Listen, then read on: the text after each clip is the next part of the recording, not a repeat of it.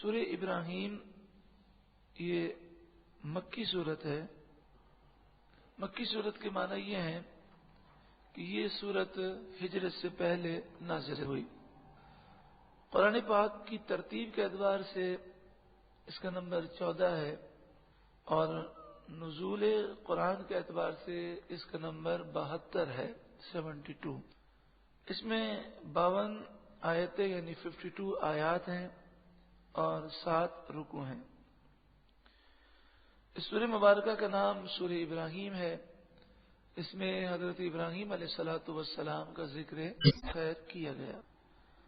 بسم اللہ الرحمن الرحیم، جو بہت ہی زیادہ مہربان نہایت رحم کرنے والا۔ الف لام را، الف لام را یہ الگ الگ حروف ہیں۔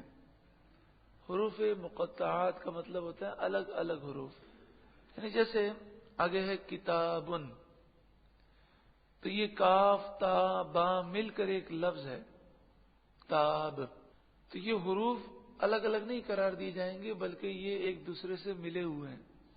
لفظ بن گیا کتاب اور اس کے معنی بھی ہیں، لیکن الف لام میم یہ مل کر ایک لفظ نہیں ہے، بلکہ الف سے الگ مراد ہے، لام سے الگ مراد ہے، میم سے را سے الگ مراد ہے۔ تو یہاں پر الف لام را یہ تینوں حروف الگ الگ ہیں۔ ان سے کیا مراد ہے اللہ جانے اور اللہ کی عطا سے اس کے محبوب جانے۔ اگر حروف مقطعات سمجھ نہ ہو تو ہم اپنی اردو زبان میں، مادری زبان میں اس کو سمجھ سکتے ہیں۔ مطلب اس طرح کے حروف مقطعات یہ اشارے ہوتے ہیں، جیسے کسی کے نام کے آگے لکھا ہوتا ہے پی ایچ ڈی، تو پی ایچ ڈی ایک مخفف ہے۔ اسی طرح ایم اے یا ایم بی اے یا بی بی اے، تو اب بی سے الگ مراد ہے، ایم سے الگ مراد ہے، اور یہ الفابیٹ ہیں، حروف تہجی ہیں، اور ہر ایک سے الگ الگ مرادیں ہیں۔ لیکن چونکہ یہ انسانوں کے مقرر کیے ہوئے ہیں تو ہم جانتے ہیں کہ این سے کیا مراد ہے اور اے سے کیا مراد ہے۔ الف لام را اس کے رسول کے درمیان راز ہے، ہم نہیں جانتے کہ اس سے کیا مراد ہے۔ جس نے راز دیا وہ جانے اور جس نے لیا وہ جانے۔ کتابن یہ وہ کتاب ہے، انزلناہ ہم نے نازل کیا اسے، الیک اے محبوب آپ کی طرف، لتخرج الناس من الظلمات الی النور تاکہ آپ لوگوں کو اندھیروں سے نکال کر نور کی طرف لے جائیں۔ دوسرے مقام پر یہ ہے کہ اندھیرے سے نکال کر نور کی طرف اللہ لے جاتا ہے، اور یہاں پر یہ ہے کہ آپ لے جائیں۔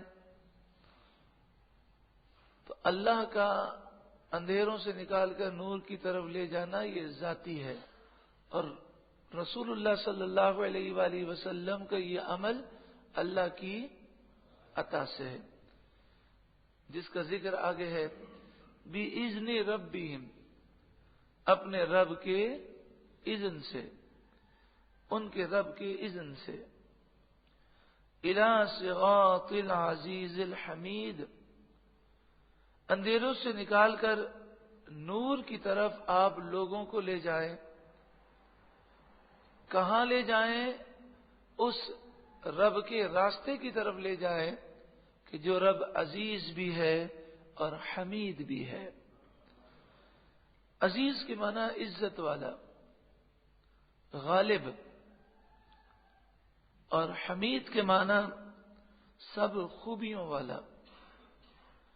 اللہ الذی اللہ جس نے یہ ساری کائنات بنائی، الذی لہ ما فی السماوات وما فی الارض زمین میں جو کچھ ہے اور آسمان میں جو کچھ ہے، آسمان و زمین میں جو کچھ بھی ہے وہ اللہ ہی کا ہے۔ وَوَيْلٌ لِّلْكَافِرِينَ مِنْ عَذَابٍ شَدِيدٍ، اور کافروں کے لیے بربادی ہے سخت عذاب سے، یعنی کافروں پر سخت عذاب ہوگا۔ یہ لوگ کیوں تباہ ہوئے؟ الذین، یہ وہ لوگ ہیں، یستحبون الحیات الدنیا علی الآخرہ، کہ انہوں نے آخرت پر دنیا کی زندگی کو پسند کیا۔ یہ وہ لوگ ہیں جنہیں آخرت کے مقابلے میں دنیا کی زندگی زیادہ پیاری ہے، اور یہی وہ نقطہ ہے کہ جب تک مومن اس نقطے کو نہ سمجھے وہ اپنے دل میں روحانیت پا نہیں سکتا۔ جب تک آخرت کی زندگی کو ترجیح نہیں دے گا وہ نیکیوں کی طرف آ ہی نہیں سکتا، کیونکہ کئی مقام پر ایسا ہوگا دنیا اور آخرت ٹکرا جائے گی، دنیا اور آخرت وہ ٹکرا جائے گی۔ ٹکرا جانے سے مراد یہ ہے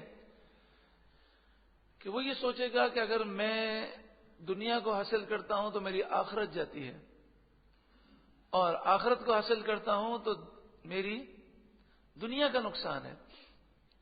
تو اس صورت میں جو عقل مند ہوگا وہ طویل نفع کو حاصل کرے گا اور عارضی نفع کو چھوڑ دے گا۔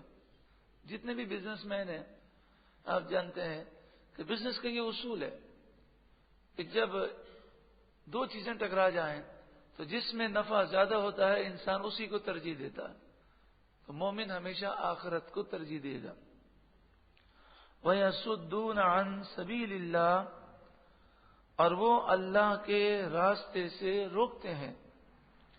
وَيَبْغُونَهَا عِوَجًا، اور اس میں ٹیڑھا پن چاہتے ہیں کہ لوگ ٹیڑھے راستے پر چلنے لگیں۔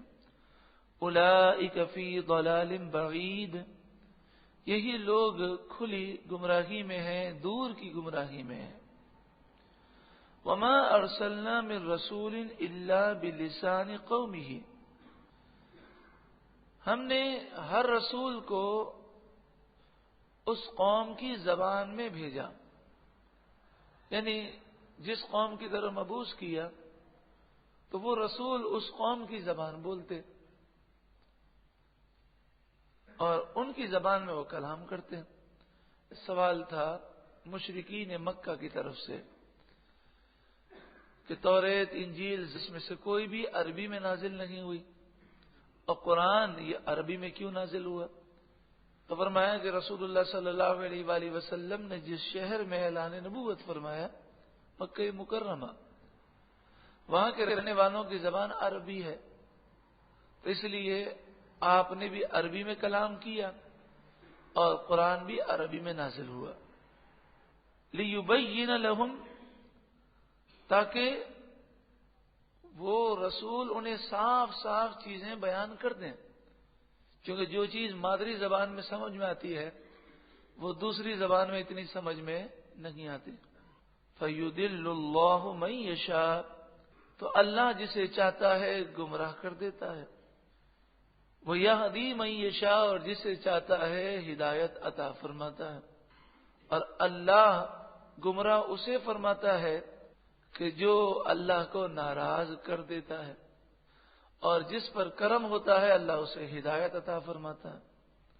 وَهُوَ الْعَزِيزُ الْحَكِيمُ، اور وہی عزت والا حکمت والا ہے۔ وَلَقَدْ أَرْسَلْنَا مُوسَىٰ بِآيَاتِنَا، اور ضرور بے شک ہم نے موسیٰ علیہ السلام کو بھیجا ہماری نشانیوں کے ساتھ، اور آپ سے فرمایا ان اخرج قومک، آپ اپنی قوم کو نکالیں، من الظلمات الی النور، اندھیروں سے نور کی طرف۔ یہاں پہ بھی وہی بات ہے کہ حقیقی طور پر اندھیروں سے نور کی طرف نکالنے والا اللہ ہے۔ موسیٰ علیہ السلام کو حکم ہوا آپ نکالیں، مطلب یہ کہ اللہ کے اذن سے نکالیں۔ وَذَكِّرْهُمْ بِأَيَّامِ اللَّهِ، اور انہیں اللہ کے ایام، اللہ کے دن یاد دلائیں۔ اللہ کے دنوں سے مراد ہے وہ دن جس میں اللہ کی نعمتوں کا نزول ہوا، جن دنوں میں اللہ تعالیٰ نے کرم فرمایا. تو مراد یہ ہے اے موسیٰ آپ ان لوگوں کو وہ دن یاد دلائیں خاص طور پر جن دنوں میں اللہ تعالیٰ نے خصوصی نعمتوں کو نزول کیا، تاکہ وہ اللہ کا شکر کریں. جب نعمتوں کو یاد کیا جاتا ہے تو شکر کا مادہ پیدا ہوتا ہے. قرآن مجید فرقان حمید نے مطلقاً فرمایا کہ آپ انہیں اللہ کے دن یاد دلائیں. پھر رسول اللہ صلی اللہ علیہ وآلہ وسلم نے کوئی قید نہیں بیان کی کہ اللہ کے دن یاد دلانے سے یہ مراد ہے کہ بغیر کسی تعین کے یاد دلائیں. اور رسول اللہ صلی اللہ علیہ وآلہ وسلم نے دن مقرر کرنے سے منع بھی نہیں فرمایا، بلکہ بعض صورتوں میں رسول اللہ نے بعض کام کے لیے دن بھی مقرر کیے. پیر کا روزہ رکھتے اور فرماتے ہیں یہ وہ دن ہے ذاک یوم فیہ ولدت وفیہ انزل، یہ وہ دن ہے پیر کا دن جس دن میری ولادت ہوئی اور اسی دن مجھ پر پہلی وحی کا نزول ہوا. اب آپ دیکھیں رسول اللہ صلی اللہ علیہ وآلہ وسلم نے نفلی عبادت کے لیے ایک دن مقرر کیا اور وہ پیر کا دن مقرر کیا، اور یہ نہیں فرمایا کہ میں روزہ رکھتا ہوں میری مرضی مجھے آسانی ہوتی ہے. آپ نے اس کی وجہ بھی بیان کی. تو اس سے ثابت ہوا کہ اگر نفلی عبادت کے لیے دن مقرر کرنا منع ہوتا یا اللہ تعالیٰ نے جس دن نعمت عطا فرمائی اس دن کو منانا اگر گناہ ہوتا تو رسول اللہ کبھی یہ نہ فرماتے. تو ہر ہفتے رسول اللہ روزہ رکھ کر اپنا جشن ولادت منایا کرتے. عاشورے کے دن یہودی روزہ رکھتے. احادیث صحیحہ میں ہے رسول اللہ نے ان سے پوچھا تو انہوں نے کہا کہ یہ وہ دن ہے 10 محرم کے جس دن اللہ تعالیٰ نے بنی اسرائیل کو نجات دی، فرعون کو غرق کیا. تو وہ روزہ رکھ کر اس کی یاد مناتے تھے، اس دن شکر ادا کرتے تھے. تو رسول اللہ نے یہ نہیں فرمایا کہ دن منانا میری شریعت میں حرام ہے. اب نے فرمایا نحن اولا بموسیٰ منکم، ارے ہم تو تم سے زیادہ موسیٰ علیہ السلام کو ماننے والے ہیں. اور آپ نے صحابہ کرام کو حکم دیا کہ عاشورے کا روزہ رکھا جائے، لیکن آپ نے فرمایا کہ یہودیوں کی مخالفت بھی کی جائے، ان سے مشابہت بھی نہ ہو. تو مشابہت کو دور کرنے کے لیے آپ نے فرمایا یا تو 9 محرم کا روزہ ساتھ میں رکھ لو یا 11 محرم کا. تو پتہ چلا کہ اگر یہودی کسی بات کا دن منا رہے ہیں اور اگر ہم دن مناتے ہیں تو اس میں کوئی حرج نہیں، بس مشابہت نہیں ہونی چاہیے. تو یہودی حضرت عیسیٰ علیہ الصلوۃ والسلام کا یوم ولادت مناتے ہیں، مسلمان اپنے نبی کا یوم ولادت مناتے ہیں رسول اللہ صلی اللہ علیہ وآلہ وسلم کا. لیکن بتائیے جس طرح وہ کرسمس مناتے ہیں اس میں اور جشن عید میلاد النبی میں زمین و آسمان سے بڑا فرق ہے کہ نہیں ہے؟ کیا ہم ان کے جیسا مناتے ہیں؟ بالکل فرق ہے واضح. دوسری بات یہ کہ وہ نبی کا یوم ولادت نہیں مناتے، وہ خدا کا یوم ولادت مناتے ہیں، نعوذ باللہ من ذالک. اور وہ کہتے ہیں کہ اللہ نے بیٹا جنا. تو یہ کرسمس وہ یہ کہہ کر مناتے ہیں کہ اللہ نے اس دن اپنا بیٹا جنا. تو بتائیے ان کے منانے میں اور ہمارے منانے میں زمین آسمان سے بڑا فرق ہے کہ نہیں؟ ہم نبی کا یوم ولادت مناتے ہیں اور وہ نعوذ باللہ من ذالک خدا سمجھ کر یوم ولادت مناتے ہیں. پھر وہ خرافات کرتے ہیں اور ہم نعت خوانی کرتے ہیں، قرآن خوانی کرتے ہیں، درود و سلام پڑھتے ہیں، مسلمانوں کو کھانا کھلاتے ہیں، دعائیں کرتے ہیں، اور اگر جلوس بھی نکلتا ہے تو رسول اللہ کی نعتیں پڑھتے ہوئے جاتے ہیں. زمین و آسمان کا فرق ہے.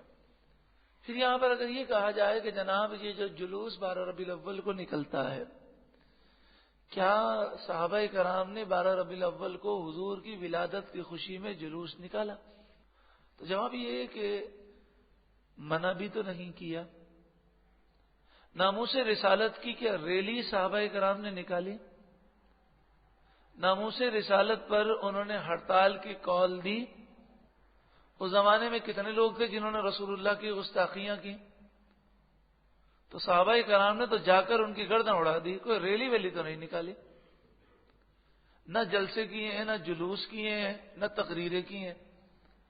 صحابہ کرام کو جب پتہ چلتا کہ فلاں نے گستاخی کی ہے تو جا کر اس کی گردن اڑا دیتے۔ لیکن آج سوال یہ ہے کہ کوئی گستاخی کرتا ہے تو اس کے خلاف یا ختم نبوت کی تحریک چلانے کے لیے جلسے بھی ہوتے ہیں، جلوس بھی نکالے جاتے ہیں، ریلیاں بھی نکلتی ہیں، ہڑتال بھی ہوتی ہے، سب کچھ ہوتا ہے۔ اب ہم جا کر ہم پوچھیں کہ جناب کیا صحابہ کرام سے بڑھ کر آپ کے دل میں رسول اللہ کی ناموس کی محبت ہے؟ یہ ختم نبوت کا جذبہ آپ کے اندر زیادہ ہے یا صحابہ میں زیادہ تھا؟ صحابہ میں زیادہ تھا۔ تو ابھی صحابہ نے کیوں نہیں نکالے؟ تو اس دور میں نہیں نکالے، منع بھی تو نہیں کیا، یہ جواب ان کا ہوگا۔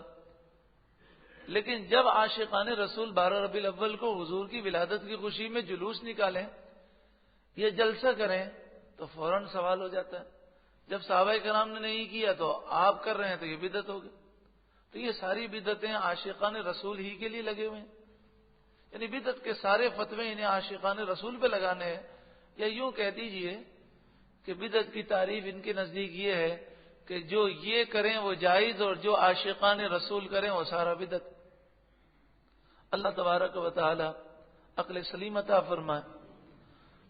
وَذَكِّرْهُمْ بِأَيَّامِ اللَّهِ، اور انہیں اللہ کے دن یاد دلاؤ۔ إِنَّ فِي ذَلِكَ لَآيَاتٍ لِكُلِّ صَبَّارٍ شَكُورٍ، بے شک اس میں ضرور نشانیاں ہیں ہر اس شخص کے لیے کہ جو صبار ہے، بڑا صبر کرنے والا ہے، شکور ہے، بڑا شکر گزار ہے۔ وَإِذْ قَالَ مُوسَىٰ لِقَوْمِهِ، اور یاد کرو جب موسیٰ علیہ السلام نے اپنی قوم سے کہا اذکروا نعمت اللہ علیکم، اللہ کی نعمتیں یاد کرو جو تم پر ہیں۔ اللہ کی نعمتیں ہمیں ہر وقت یاد کرنی چاہیے اور خاص اہتمام کے ساتھ بھی یاد کرنی چاہیے۔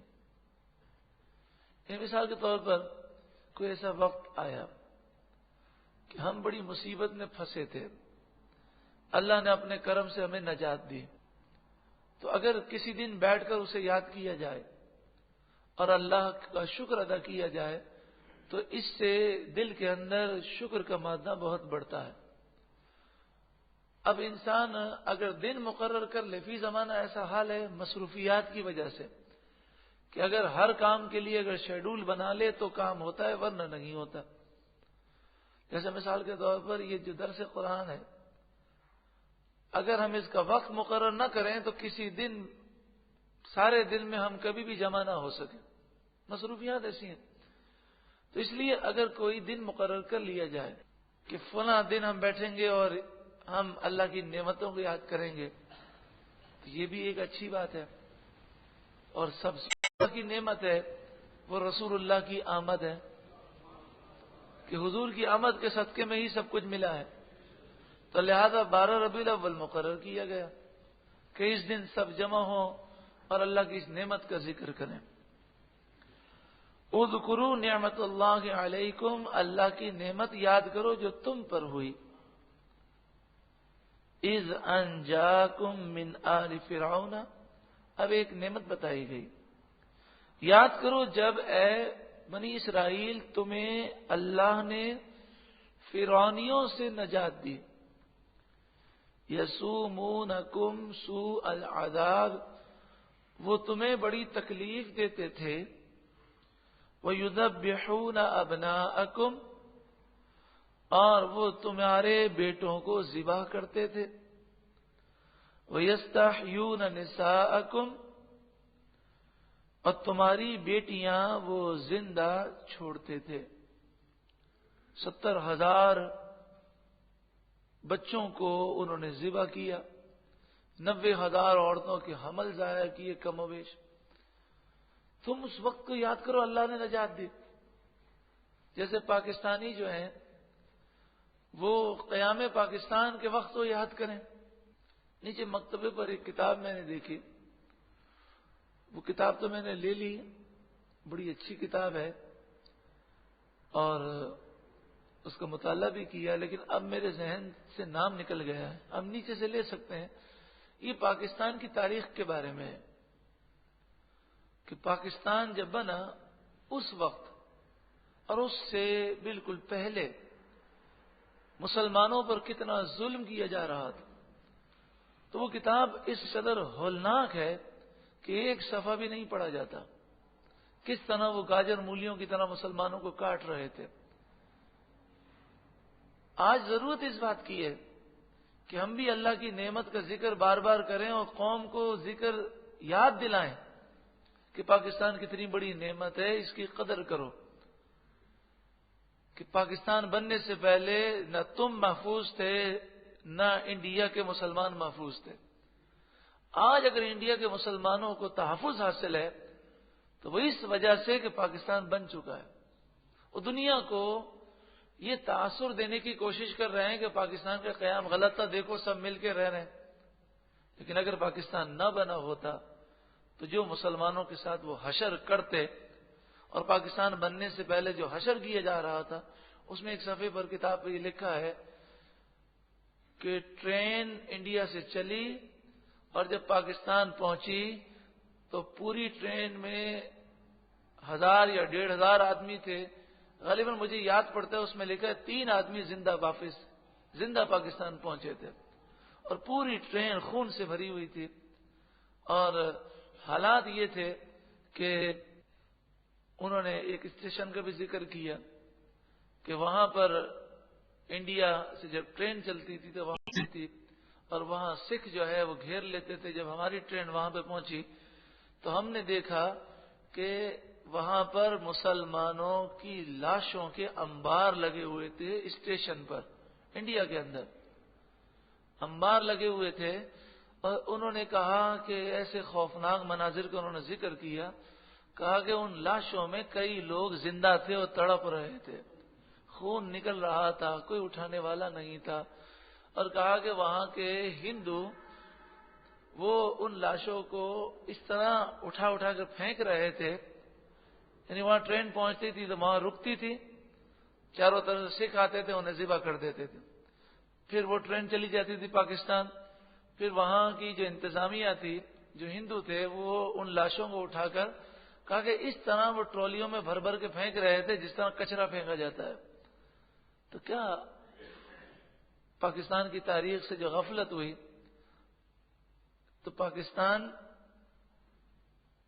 اللہ کی اتنی بڑی نعمت ہے، یہ دل سے ہمارے مطلب یہ بات نکل گئی. تو اگر جب جشن آزادی منایا جاتا ہے، 14 اگست کو منائیں یا 27 رمضان کو منائیں، تو خرافات سے اور گانوں سے اور میوزک سے اور بے پردگی سے بچا کر منائیں، اور اس موقع پر اہتمام کیا جائے ایسے سیمینار کا کہ وہ ساری مصیبتوں کو دوبارہ ریپیٹ کریں اور بتائیں کہ پاکستان کن حالات میں بنا تھا اور کتنی مصیبتوں سے اللہ نے ہمیں نجات عطا فرمائی. یہاں بھی فرعونیوں کی تکلیفوں، جو فرعون تکلیف دیتے تھے فرعونی، ان کا ذکر ہے. وَيُذَبِّحُونَ أَبْنَاءَكُمْ، وہ تمہارے بیٹوں کو ذبح کرتے تھے. وَيَسْتَحْيُونَ نِسَاءَكُمْ، اور تمہاری بیٹیوں کو وہ زندہ چھوڑتے. وَفِي ذَلِكُمْ بَلَاءٌ مِّن رَبِّكُمْ عَظِيمٌ، اور اس میں تمہارے لیے بڑی آزمائش تھی. اللہ تبارک و تعالی دراز عمر بالخیر عطا فرمائے ہمارے ان بزرگوں کو کہ جو پاکستان بننے سے پہلے انڈیا میں تھے اور وہ ہجرت کر کے یہاں پر آئے. کبھی وقت نکال کر آپ ان کے پاس بیٹھیں اور ان کی آپ گفتگو سنیں. کس قدر خوف تھا، کس قدر ظلم تھا، کس قدر ستم تھا.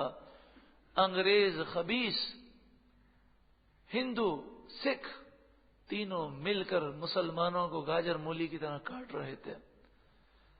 اور ہزاروں قتل نہیں ہوئے، لاکھوں قتل ہوئے، 60 لاکھ مسلمانوں کو ذبح کیا گیا. کتنی بڑی قربانی ہے. آج پاکستان کی تاریخ سے اور پاکستانی نصاب سے یہ ساری چیزیں نکال دی گئی ہیں، اور کہا جاتا ہے کہ یہ پڑھ کر ہماری نوجوان نسل کے دل کے اندر انڈیا کے لیے بڑا بغض آ جاتا ہے اور ہمیں انڈیا سے دوستی کرنی ہے. دیکھیں، جو دشمن ہے اس کی حرکتوں سے واقف ہونا ضروری ہے. تو نصاب میں یہ چیزیں ضروری ہیں، بچوں کو پڑھائی جائیں اور انہیں بتایا جائے کہ جس ملک میں تم سانس لے رہے ہو یہ بڑی مشکلات سے حاصل ہوا ہے، یہ کئی بزرگوں کی اور کئی شہیدوں کی امانت ہے. اگر اس میں تم نے خیانت کی تو کل بروز قیامت کیا جواب دو گے؟ اللہ رب العالمین اس ملک کی حفاظت فرمائے.